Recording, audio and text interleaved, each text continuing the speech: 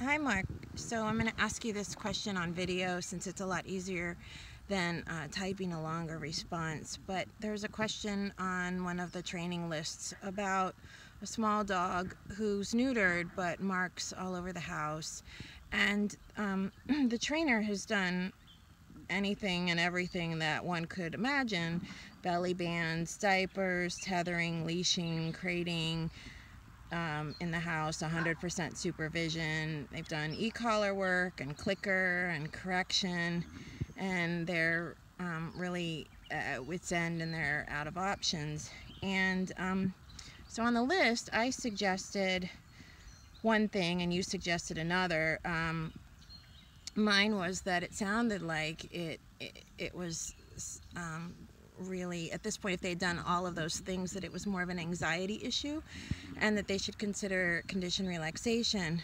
But one of the things you do a lot of is punishment by reward, and so what you suggested is that you could click and reward the minute that the dog starts marking to interrupt the behavior.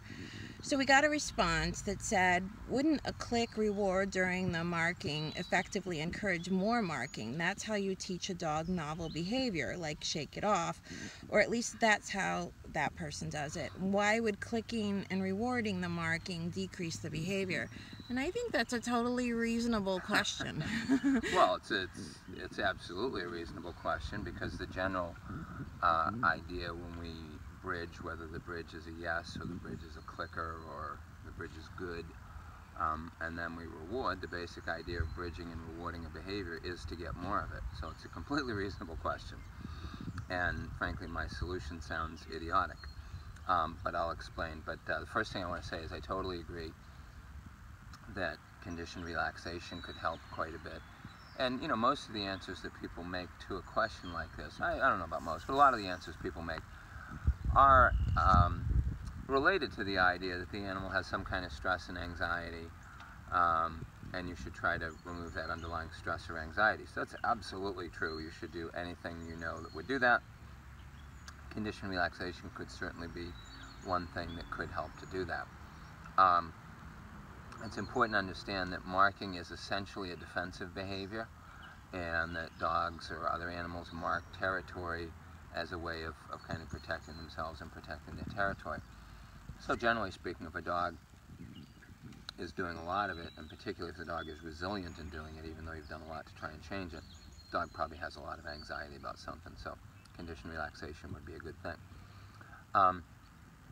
To the question about, you know, isn't it illogical to click and reward a behavior that you don't like? Apparently, yes. But actually there's a way that you can use it to change the behavior. So I'll describe that in a moment. But the first thing I want to say is, you know, to any of the trainers who are thinking, well, that's just absolutely wrong, it's absolutely crazy, it would never work, it's a stupid idea, I would say two things. First of all, in this case, the behavior already exists, and apparently exists at a fairly intense level. So if you were to try what I'm about to suggest and it didn't work, so the hell what? The dog's already doing the behavior. You're not teaching a dog that didn't mark in the house to start marking in the house. And if you had a dog that did it a very little bit, I would try lots of other things first. But in this case, the dog apparently does it quite a bit, and they've tried lots of stuff. So why not give another way of thinking a try? The second thing I would say to the people who say it doesn't make sense and it could never work is, you're wrong. It might not work, but it certainly could work. I do this all the time with all kinds of behavior, and people are routinely surprised at the change. So if you want to try it, pick a dog and a behavior they don't care that much about and experiment with it some and try it. So first thing is that it's important to understand that what I suggested, which was bridging and rewarding the undesired behavior, or clicking and rewarding, is only a first step. A lot of times, especially for balance trainers, when they're looking at suggestions by more reward-based trainers, or even, you know, purely positive trainers, they often object to the advice because they're evaluating the advice based on if that were what you were always going to do with the dog. And I think one of the things that's really helpful to understand is that very often in reward-based solutions to problem behavior, the beginning does not look like the end. And so trying to evaluate in a beginning step by what it would look like if you did that forever is not a rational way to evaluate those types of solutions. A really easy way to think about this is to think about toilet training a child. When you toilet train a child, we intuitively know that lots of the steps that we do in toilet training are temporary, and the child is not going to always do that step. And we don't freak out about somebody doing a particular step because what if the child were doing that when it was 12 years of age? We kind of basically know the child's not going to be. So one example is I walked into my younger son's house a week or two ago, and he has a 2- and a 3-year-old child, and so we're right in the middle of toilet training with both of them. And in the middle of his living room is a plastic toilet. And it's not a toy, it's there for his older daughter to be able to pee or poop in. And if you're not at all familiar with toilet training and raising kids, it sounds kind of crazy. But one of the very common steps for children in toilet training is a point at which they have started to develop the idea of how to go to the bathroom on a toilet. But they have not yet really developed the awareness and the self-control to interrupt their play or whatever they might be doing and choose to go somewhere else, to go to the toilet, to go to the bathroom. Very commonly, if we didn't have the intermediate step of having a potty right there, they would realize that they need to go much too late and end up peeing or pooping their pants as they're headed towards the bathroom. And what happens at that point is the child had the right idea, it recognized that it had to go to the bathroom, and it started to head there, but it wasn't rewarded for the behavior, it was actually frustrated because it gets halfway there and the child poops itself or pees itself. And a child would only be doing this stage of behavior because they've gotten to a point where they're starting to prefer not peeing or pooping, you know, in their diaper or whatever they have on. So when you think about this potty there, if you think about a child that's at this point in training, it can make great sense.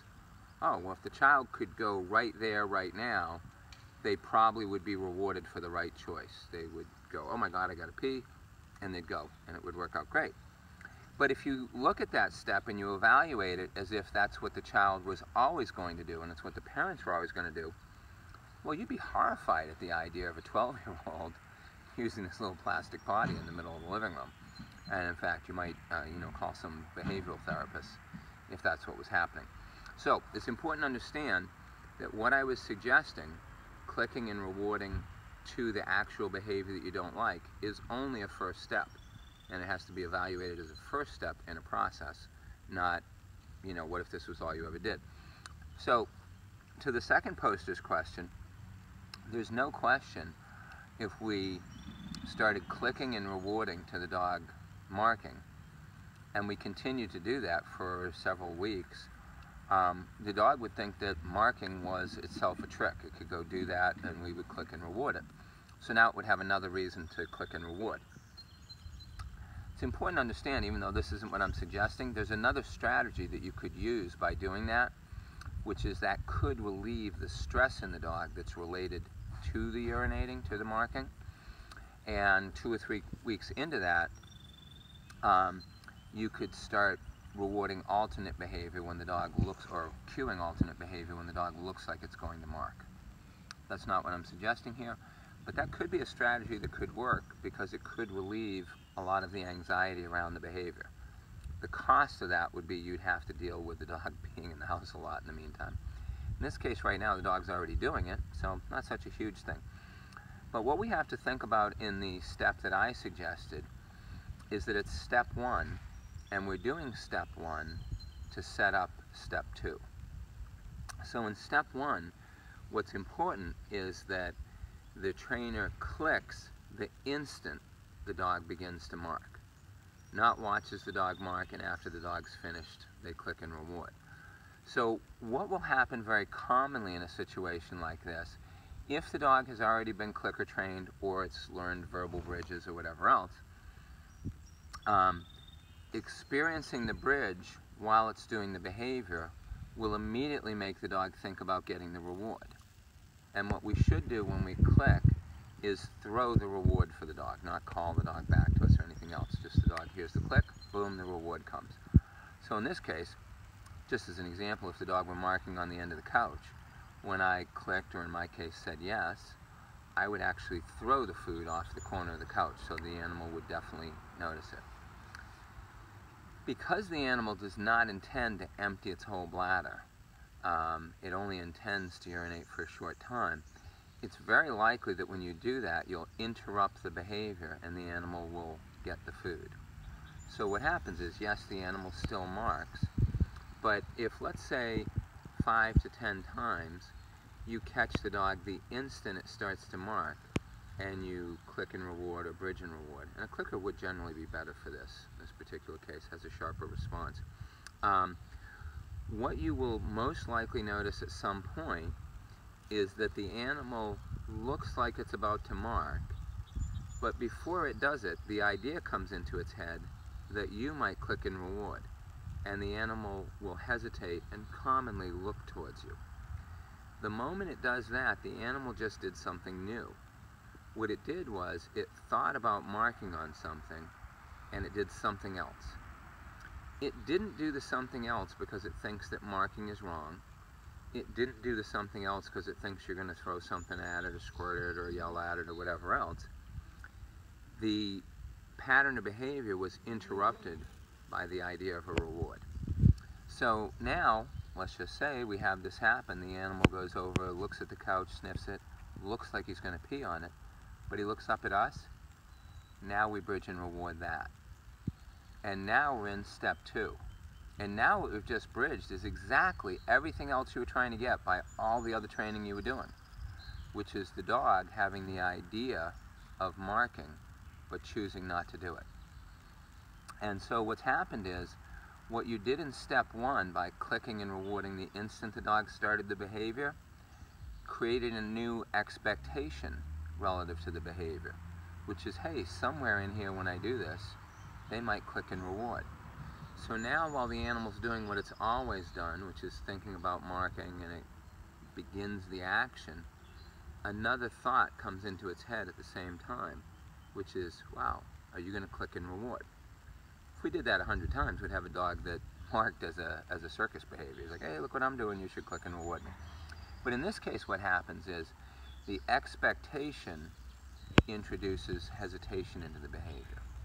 And now when we see the hesitation, we click and reward.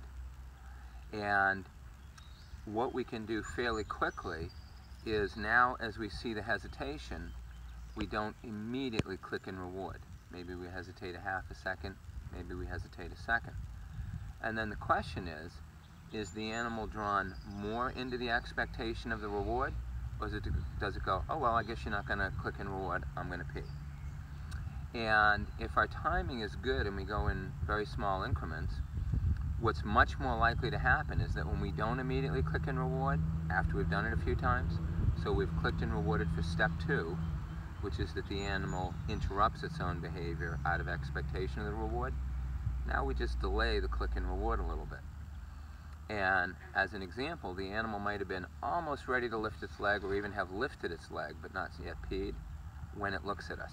We've clicked and rewarded that a bunch of times. Now if we wait, what's very likely to happen is the animal puts its leg back down, because it's like, hey, weren't you going to reward me? Now we click and reward that.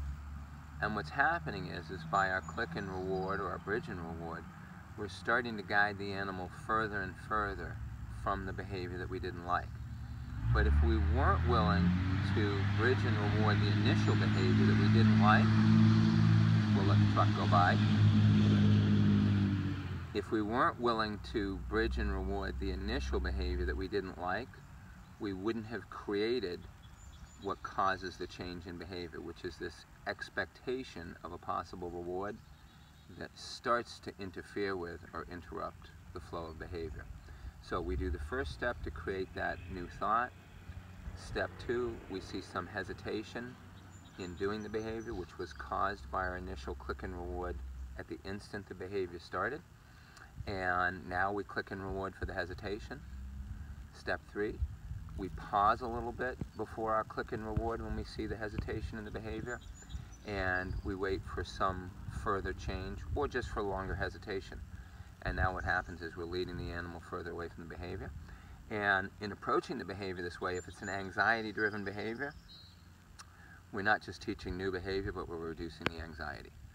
So, not everybody's cup of tea. I understand a lot of people object to the idea, but they are objecting to it generally on the same basis that someone who has never trained with an electronic collar objects to some really good electronic collar training. They're objecting on what they think is going to happen, but you as the trainer who's done it many times knows no, the dog doesn't get more nervous because I stim the dog away from a behavior and then reward it. The dog gets less nervous.